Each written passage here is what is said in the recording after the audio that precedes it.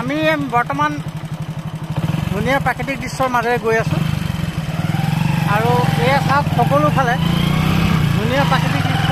এয়া চাৰিওফালে চাওক, এয়া বৰপুখুৰী আৰু সাধাৰু পথ।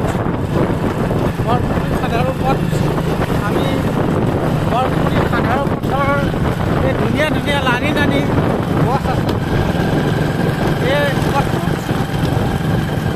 অতিপাত গৰম হৈ থাকিলে পথটো ঠাণ্ডা হয় আৰু জেগা দেখিবলৈ বৰ ধুনীয়া। আৰু এই ৰাস্তাও কি ধুনীয়া চাওক আপুনি, ধুনীয়া ৰাস্তা। আৰু সেইটো এটা ফেক্টৰী আছে,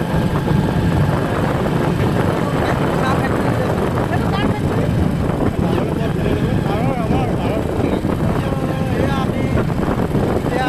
এইটো এটা শ্লোপিং, মানে